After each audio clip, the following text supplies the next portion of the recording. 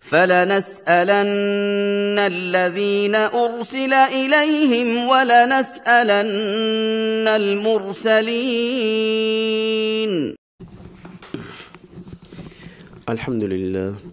الحمد لله رب العالمين والصلاة والسلام على رسول الله أما بعد. Alors, on poursuit l'explication de notre poème sur la science du hadith. Nous sommes dans le cours numéro 39. Dans ce cours, comme c'est le cas généralement, nous allons expliquer une autre catégorie ou une autre terminologie de hadith. L'auteur Al-Bayquni rahmatullahi ta'ala alayhi, il dit dans le vers 24: وَمَا بِعِلَّةٍ غُمُوضٍ أَوْ خَفَى مُعَلَّلٌ عِنْدَهُمُ قَدْ عُرِفَا. L'auteur dit, et ce qui contient, le récit qui contient une illa, un problème obscur ou caché, est appelé mu'allalun, comme cela est connu chez eux, aïe, chez les gens de hadith. Alors, nous avons affaire au hadith mu'all. Et avant de parler de ça, qu'est-ce qu'on appelle d'abord la illa? Qu'est-ce qu'une illa? Alors la illa en langue arabe, c'est al-marad, la maladie. Ça peut aussi être as-sabab, la cause, le problème ou encore le défaut. Ensuite, la illa chez les gens du hadith. Alors, sachez d'abord que la illa chez les gens du hadith a un sens général. Il a un sens général. On peut l'utiliser. On peut utiliser la illa pour désigner une chose ou un problème, n'est-ce pas, qui empiète sur quoi? Qui empiète sur l'authenticité du hadith. Ou pour signaler un problème qui n'empiète pas forcément sur son authenticité. Ou pour désigner un problème apparent ou caché dans le hadith. Ou même pour désigner une chose quelconque, n'est-ce pas, qui empiète ou qui empêche de travailler avec ce hadith. Même si ce n'est pas lié, n'est-ce pas, à l'authenticité du hadith. Même si ce n'est pas lié à quoi? Même si ce n'est pas lié à l'authenticité du hadith. Ou encore pour désigner autre chose. Mais ce qui est voulu ou ce qui est visé par la illa de manière spécifique chez les gens des hadiths, au point où, quand on dit al-illa, la première chose qui est visée, c'est quoi? C'est le sens spécifique qui est quoi? سبب خفي يقدح في صحة الحديث الذي ظاهره السلامة منه. La illa qui est voulue ici, c'est laquelle? C'est une cause, un problème caché qui empiète sur l'authenticité du hadith, qui est en apparence épargné et est à l'abri de cela. C'est quoi la illa? C'est une cause ou un problème caché qui empiète sur l'authenticité du hadith, qui est en apparence épargné et est à l'abri de ce défaut. Oui. C'est ainsi que les gens des hadiths l'ont défini. Alors de cette définition-là, on tire le fait que la illa se divise en deux. Celle qui est apparente et celle qui est cachée. La illa apparente, telle qu'une coupure claire, telle que la coupure claire entre deux personnes, entre deux personnes, n'est-ce pas, qui ne se sont pas rencontrées. Exemple, entre le tabi'i et le prophète sallallahu alayhi wa sallam. On sait en apparence et de manière claire qu'il est impossible que le tabi'i ait rencontré le prophète. Ou encore le fait qu'un narrateur soit faible, délaissé ou inconnu. Alors, tout ceci fait partie des causes apparentes, n'est-ce pas, de la faiblesse ou ou les causes apparentes du rejet ou qui conduisent au rejet d'un hadith. Naam. Quant à la illa cachée, celle qui n'est pas apparente, c'est telle qui est voulue ici, telle qu'on l'a définie. C'est un hadith, quand tu le regardes en apparence, il a réuni toutes les conditions du récit authentique. Les narrateurs sont tous des narrateurs acceptés. La chaîne est en apparence rattachée ainsi que le reste des conditions. Mais après regrouper les différentes voies du hadith, le naqid découvre ou ressort une erreur qui pouvait, n'est-ce pas, par une erreur qui empiète sur le hadith, ou une erreur cachée qui ne pouvait pas être vue par tout le monde. Oui. Par exemple, le fait que l'un des narrateurs thiqat ait commis une erreur, ou qu'il ait contredit les autres thiqat, ou qu'il y ait une coupure cachée entre deux narrateurs contemporains et d'autres ilal cachés. C'est clair ça? Donc, l'une des conditions de la illa, c'est quoi? C'est comme a dit l'auteur, al-ghumudu wal-khafa. Al-ghumudu wal-khafa. Il faut qu'elle soit obscure et cachée. Vous voyez? Il faut comprendre donc que le fait que la illa soit cachée est une chose relative. Amrun nisbi. Elle est cachée pour nous, mais ne l'est pas pour les nuqad, pour les gens de ilal, les grands savants du hadith. C'est clair? Deuxièmement, parmi les choses qu'on tire de cette définition-là, c'est que la illa doit être quoi? Une illatun qadiha. Un défaut qui empiète, n'est-ce pas, ou qui impacte le hadith. Et non un problème, n'est-ce pas, qui ne l'impacte pas. Yani, qui ne conduit pas au rejet du hadith. Non. L'exemple de la illa qui n'impacte pas le hadith, c'est comme le fait qu'un hadith soit rapporté d'une façon par un narrateur thiqa et d'une autre façon par un narrateur da'if qui est faible. Alors ici, on ne peut pas dire que le hadith est mu'al ou a une illa qadiha. Ça c'est clair. Voyez-vous? Cela pourquoi? Car la version du narrateur thiqa prime sur celle du faible. Non. On va travailler avec celle du narrateur thiqa et on rejette la version du narrateur faible. C'est clair, n'est-ce pas? Un autre exemple. Un narrateur peut rapporter un hadith de deux manières, mais toutes les deux sont acceptées. Comment ça? On a par exemple Saïd al-Maqburi, rahimahullah ta'ala, qui rapporte parfois directement d'Abu Huraira, mais parfois il rapporte d'après son père, d'après Abu Huraira. Voyez-vous? Donc, tel que le hadith de l'homme qui a mal fait sa prière, et le prophète lui a demandé de refaire sa prière. Voyez-vous? On rapporte ce hadith de Saïd al-Maqburi de deux façons. Une fois, dans une chaîne, il rapporte directement d'après Abu Huraira, et dans une autre chaîne, il rapporte d'après son père, d'après Abu Huraira. Et l'imam al-Daraqutni, rahimahullah ta'ala, il a dit quoi? Il a dit, par rapport à ce hadith-là, il a dit que le hadith est authentique de deux façons. Car Saïd a entendu directement d'Abu Huraira, et il a aussi entendu d'Abu Huraira indirectement par le canal de son père. Donc il le rapporte de cette façon, voyez-vous, et aussi de l'autre façon. Donc, cela n'impacte pas le hadith, voyez-vous. Donc il rapporte de cette façon ou de l'autre façon, cela n'impacte pas ce hadith-là. Mais je ne pense pas que cela soit aussi appliqué sur tous ces rapportages d'Abu Huraira. Wallahu ta'ala a'lam. Na'am. Ensuite, la illa qui impacte le hadith, c'est celle-là qui est voulue, c'est celle-là qui est visée ici. Voyez-vous?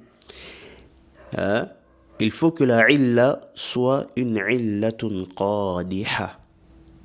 Vous voyez? Et cette illa qadiha, elle peut être dans la chaîne de transmission uniquement. Voyez-vous? Et c'est le cas le plus fréquent. Naam. La illa se trouve généralement dans la chaîne de transmission. Comme elle peut aussi être dans le matn uniquement. Voyez-vous. Ensuite, la illa qui est dans la chaîne de transmission peut empiéter, n'est-ce pas, sur l'authenticité de la chaîne et du matn à la fois.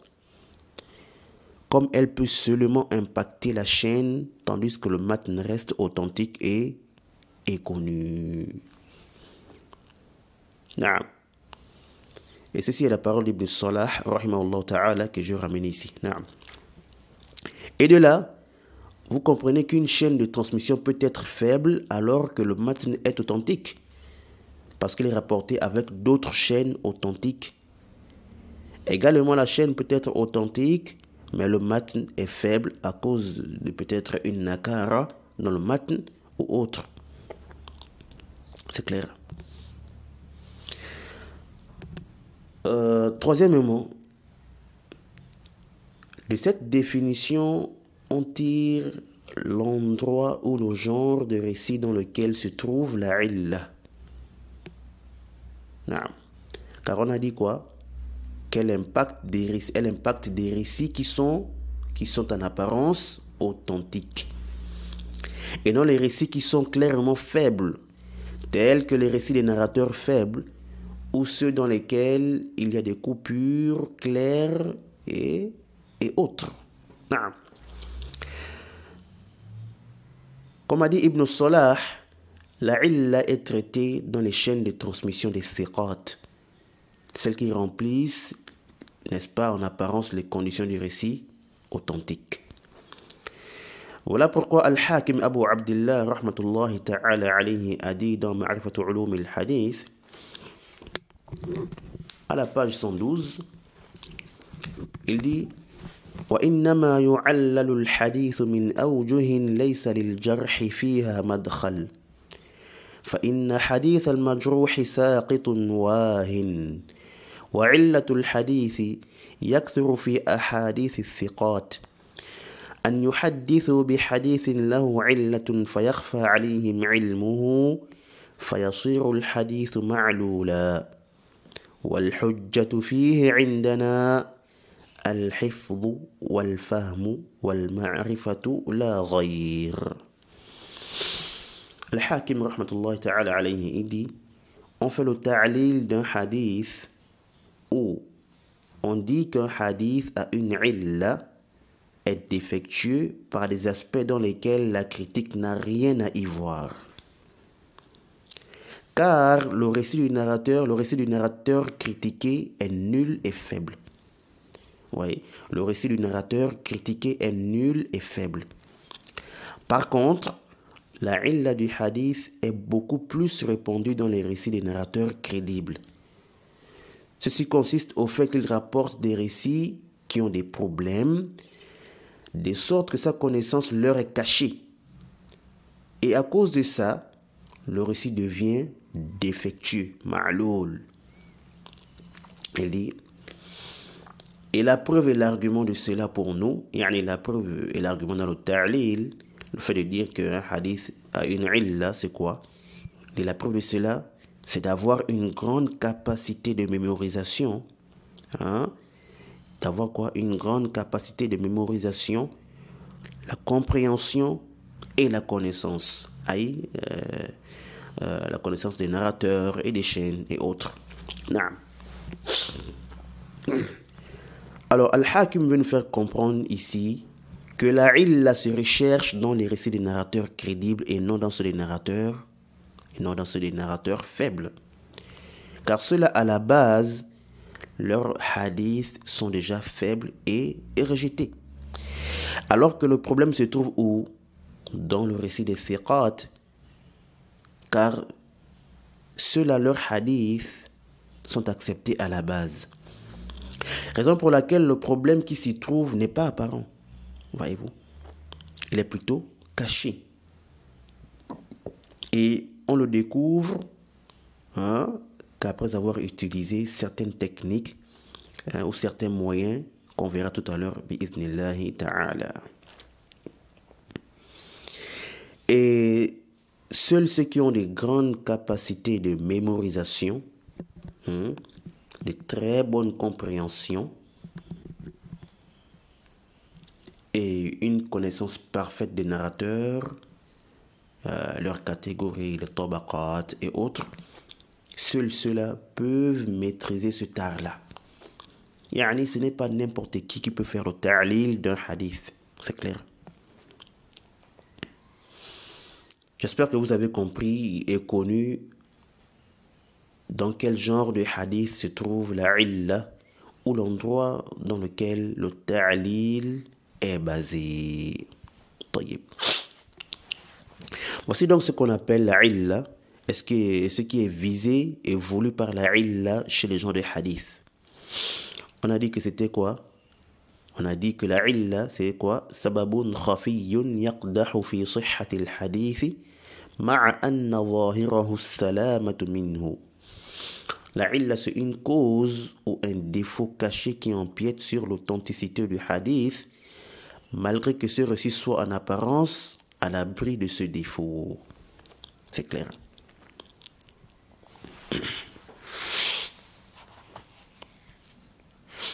Alors, si tel est le cas, qu'appelle-t-on hadith mu'allun? Mais avant, je tiens à rappeler d'abord qu'on dit mu'all ou mu'allal ou ma'loul. Vous allez voir les gens des hadiths utiliser ces trois termes ou l'un d'eux, ou l'un d'entre eux, pour désigner quoi? La même chose. Mais certains disent que ce qui est plus juste ou meilleur, c'est de dire quoi? Mu'allun. Car c'est ce qui est plus juste en langue arabe. Parce que son wazn sarfi, sa morphologie, c'est muf'al. Car on dit a'alla yu'illu fahuwa mu'allun. Bref, wa ala kulli hal, si tu dis aussi mu'allalun ou ma'loulun, ce n'est pas trop grave. Car certains gens de hadith l'appellent aussi, ou l'appellent ainsi comme on a dit. Et d'ailleurs, l'auteur du poème a dit quoi? Bayqouni a dit mu'allalun. Et on a entendu dans la parole d'Al-Hakim qu'on a lu, il a dit quelque part là-bas, fasiru al-hadith ma'loula. Voyez-vous. Qu'est-ce qu'un hadith mu'all? هو الحديث الذي اطلع فيه على علة تقدح في صحته مع أن ظاهره السلامة منها. هو الحديث الذي اطلع فيه على علة تقدح في صحته مع أن ظاهره السلامة منها. Le hadith dit mu'all, c'est le récit dans lequel une illa, un défaut impactant sur son authenticité, a été découvert, malgré que son apparence en est épargnée. Voyez-vous? Donc, il est en apparence épargné de cette illa. C'est clair. Voilà pourquoi j'ai préféré d'abord expliquer la illa avant de définir le hadith mu'all. Voyez-vous, le hadith qui a une illa. Wadih. طيب. Ensuite, nous allons voir l'importance de la science de ilal, son obscurité ou encore sa difficulté et quelques gens de ilal. Bon, nous avons plusieurs propos de ulama de hadith sur cela. Mais nous allons en citer 2 ou 3 seulement, incha'Allah ta'ala.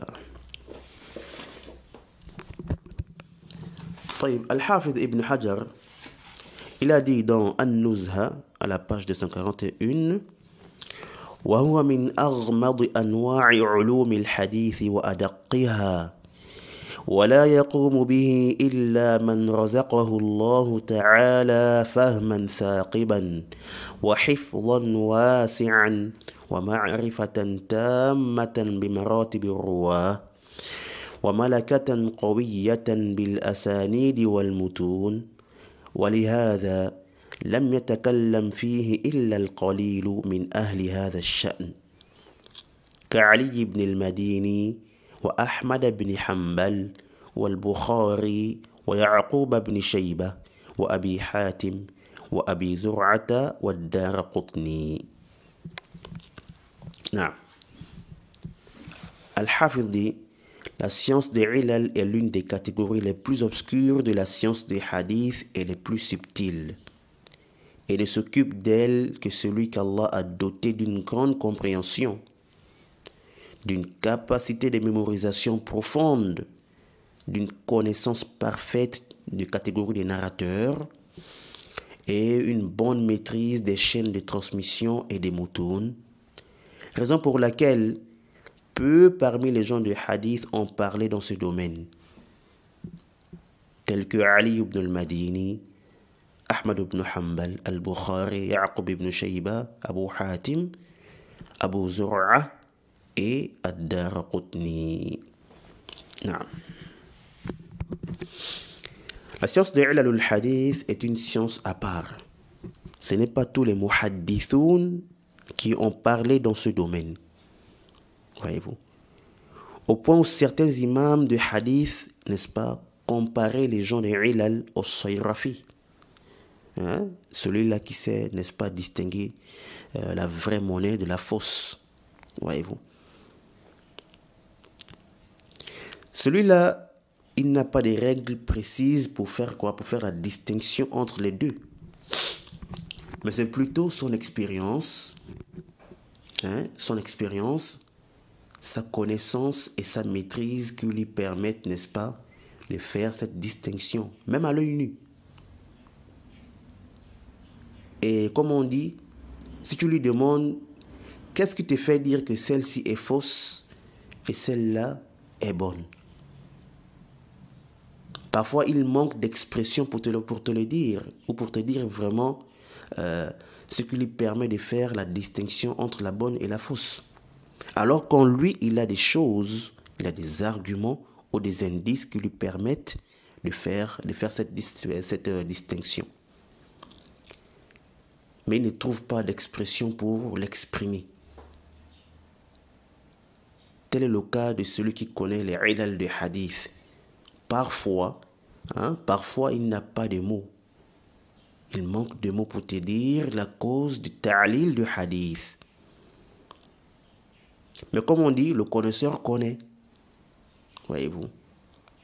Et comme a dit Abdurrahman ibn Mahdi, rahimahullah, comme l'a mentionné Al-Hakim dans Ma'rifatu Ulum al-Hadith, que Abdurrahman ibn Mahdi a dit: Ma'rifatu al-Hadith ilham.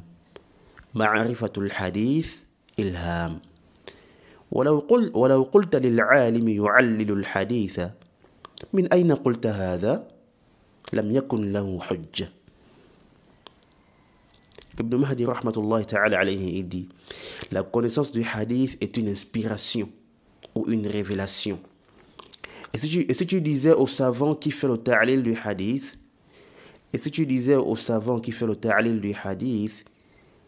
pourquoi est-ce que tu dis telle chose? Il dit quoi? Il n'aura pas d'argument pour se justifier. Non. Ça ne veut pas dire qu'il parle ou qu'il le fait par passion, non. Mais plutôt, il a des arguments et les indices qui justifient sa parole, dû au fait que le hadith soit défectueux.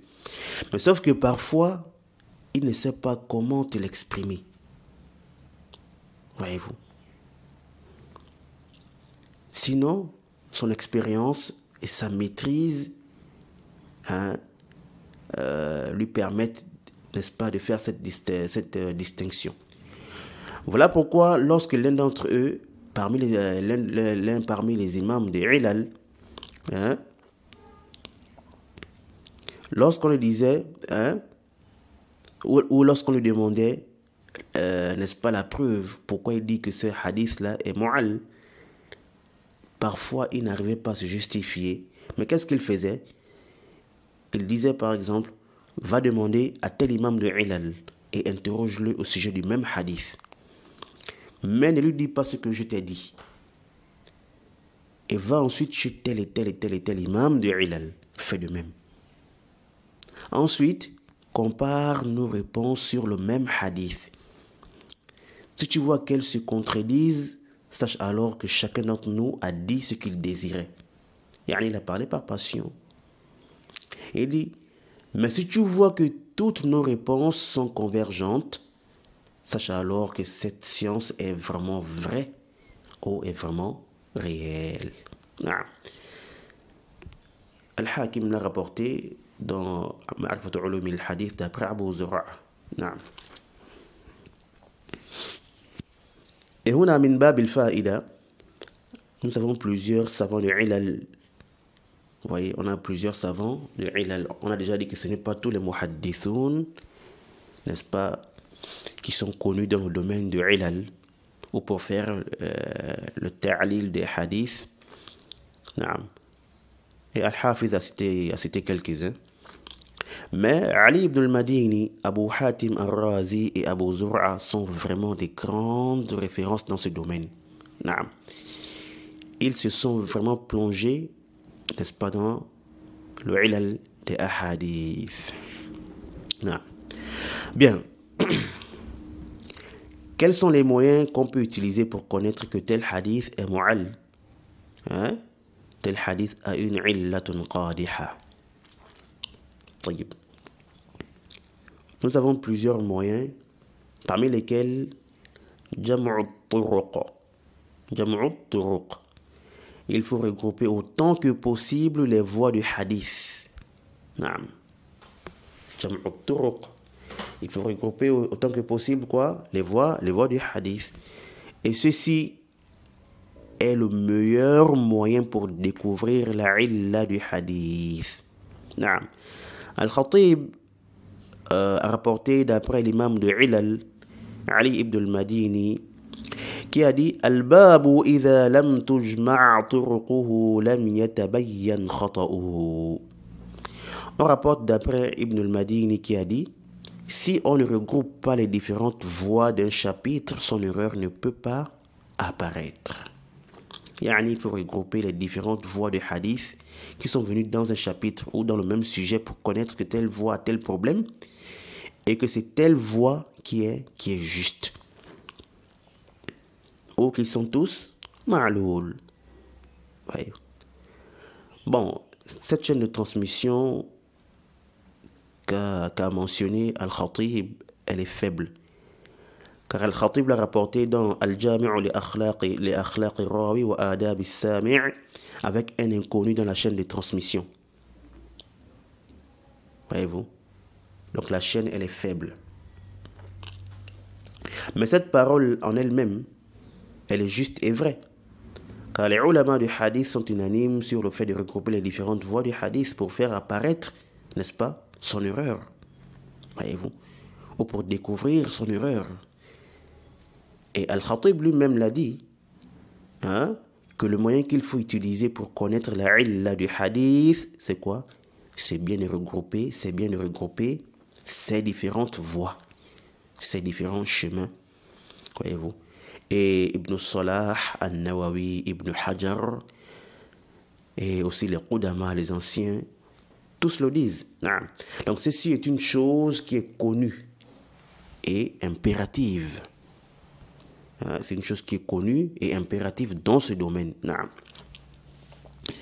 Et As-Suyuti rahmatullahi ta'ala alayhi, il a dit dans son Alfiyya وَالْوَجْهُ فِي إِدْرَاكِهَا جَمْعُ الطُّرُقِ وَصَبْرُ أَحْوَالِ الرُّوَاةِ وَالْفِرَقِ.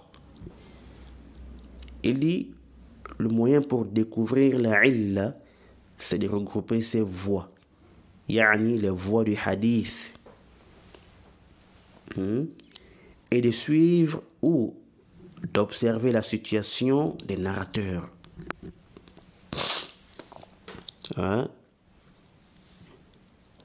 Et de suivre ou d'observer la situation des narrateurs, yani, regardez leur rang par rapport à la mémorisation, hein, la maîtrise, le moulazama du cheikh, leurs différentes manières de rapporter et autres, voyez-vous.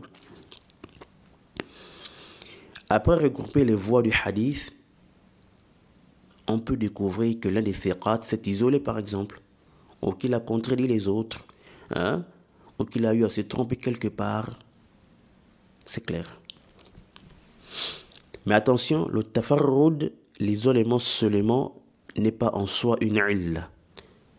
Car si un thiqa, mutqin, hafid, s'isole avec un rapportage dans lequel, n'est-ce pas, il ne contredit personne, cela est sahih et accepté. Bon, après, il y a encore d'autres paramètres.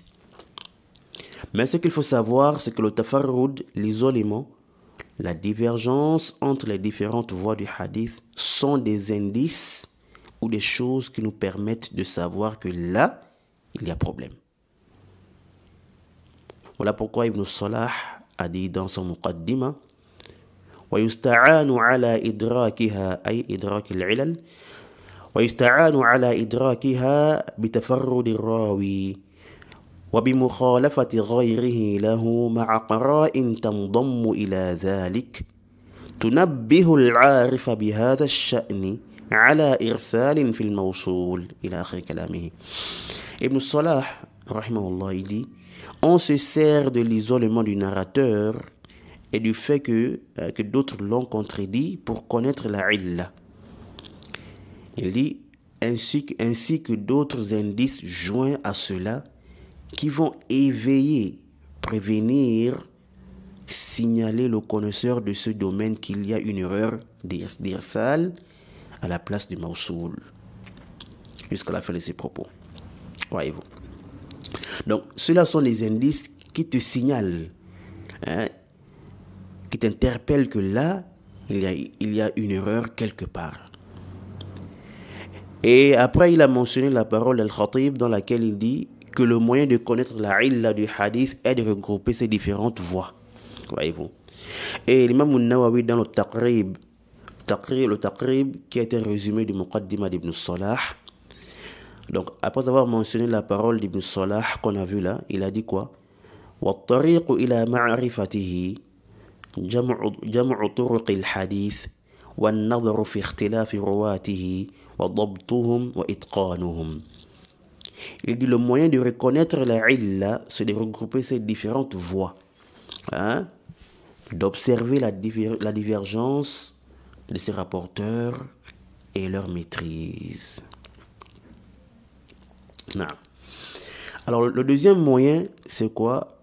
Ce qu'on appelle maratib ruwat thiqat, le fait de connaître les catégories des narrateurs crédibles, hein? Le fait de savoir que tel est plus crédible que tel, de manière générale, ou que tel est plus crédible que tel de manière spécifique ou relatif à un cheikh précis. Le troisième moyen, connaître les dates de naissance et de décès des narrateurs. Le quatrième moyen, il y a aussi ce qu'on appelle asahhul asanid et awhal asanid, les chaînes de transmission les plus authentiques et les plus faibles. Cela permet de connaître la illa et aussi de faire le tarjih lorsqu'il y a divergence dans le rapportage. Le cinquième moyen, c'est le fait de connaître et de distinguer entre les noms et les kunya, qui se ressemblent. Et ceci fait partie des choses les plus subtiles et les plus difficiles dans ce chapitre-là. Et même certains parmi les grands imams du hadith ont commis des erreurs dans ce chapitre. Et alors ceci est très important, ya ikhwa. Car on peut trouver deux narrateurs qui ont le même nom ou la même kunya. Hein? L'un est thiqa et l'autre est da'if. Voyez-vous, si la personne ne fait pas attention, elle peut authentifier un hadith pensant qu'il est rapporté par le crédible, alors que c'est plutôt le faible qui l'a rapporté, et vice-versa. Voyez-vous. Et un narrateur peut même rapporter d'après un narrateur faible, pensant qu'il le rapporte du thiqa. Voyez-vous. Un narrateur peut rapporter d'après un narrateur faible, pensant qu'il le rapporte du thiqa à cause de la ressemblance de leur nom. Voyez-vous. Et ça, c'est encore l'une des ilal les plus cachées et obscures. Voyez-vous. Raison pour laquelle les gens des hadiths ont écrit, n'est-ce pas, des livres qui sont spécifiques, n'est-ce pas, à ce domaine-là, pour faciliter aux gens de faire la différence entre les noms, les surnoms, les kunas et autres. Voyez-vous. Donc, attention. Alors, nous allons terminer ce chapitre-là en vous mentionnant certains livres dans le Ilal al-Hadith. Et d'abord, ce qu'il y a lieu de mentionner, c'est que les livres écrits dans ce domaine, ils ont tous quoi? Le même objectif, qui est de faire ressortir les ilal des ahadith. C'est clair.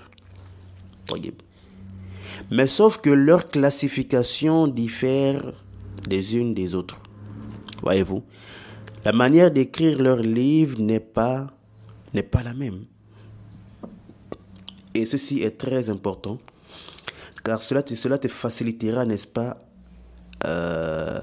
ou cela te facilite et te montre comment faire la recherche dans l'un de ces livres. Et naam. Car si tu connais que tel livre est classé selon le chapitre des fiqh, al-abwab al-fiqhiyya, tu sais comment y faire des recherches, n'est-ce pas?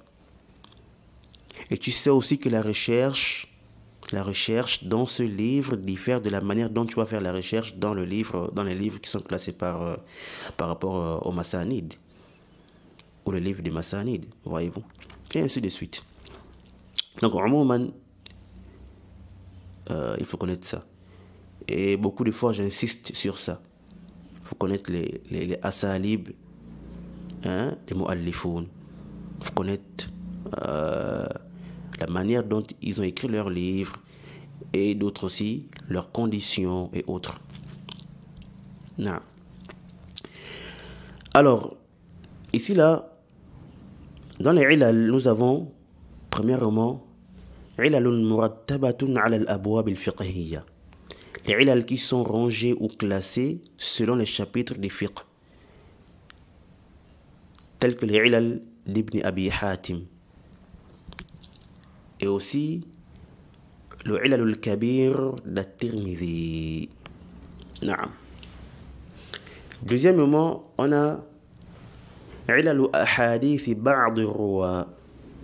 Donc les ilal spécifiques au récit de certains narrateurs. Donc ce ilal-là, ce mu'allif, il va écrire seulement son livre dans le but de faire le ilal des récits rapportés par un narrateur. Ou les récits d'un narrateur précis. Tels que les ilal des ahadith d'Ibn Uyayna, de l'imam Ali ibn al-Madini. C'est clair. Troisièmement, on a ilal al-kutubin mu'ayyana. Les ilal qui ont été écrits ou qui sont faits, n'est-ce pas, spécifiquement à un livre précis. Les ilal spécifiques à un livre ou à des livres précis. Et son but, c'est quoi? C'est de ressortir les ilal des ahadith qui sont venus dans un livre. Voyez-vous? Tels que al-ilzamat wa tatabbu', al-ilzamat wa tatabbu' de l'imam ad-Daraqutni sur le Sahihayn. Sur le Sahih al-Bukhari et le Sahih Muslim. Quatrièmement, on a ilalun khassatun fi mawdu'in mu'ayyan. On a des ilal, les ilal des ahadith qui sont venus dans un sujet précis. Et donc, il va regrouper les ahadith qui sont venus dans un sujet et faire ressortir les ilal qui s'y trouvent. tel que le ilal d'Al-Jurjani qui est nommé Illatul Hadith al-Musalsal fi Yawm al-Eidayn as-Salat wal-Khutbah. Et il y mentionna, je crois, 9 ahadith. Cinquièmement, on a Ilalun murattabatun ala masanid as-Sahaba. Ouais, les ilal classés selon le rapportage des Sahaba, tel que le grand livre de Ilal d'Ad-Daraqutni intitulé Al-Ilal al-Waridatu fil Ahadith al-Nabawiyya. Al-Ilal al-Waridatu fil Ahadith al-Nabawiyya. نعم. ولعلنا نكتفي بما قد ذكرناه. نعم. وأسأل الله جل وعلا أن يكون مفيدا لي ولإخوتي وأخواتي إنه ولي ذلك والقادر عليه. وسبحانك اللهم وبحمدك أشهد أن لا إله إلا أنت أستغفرك وأتوب إليك.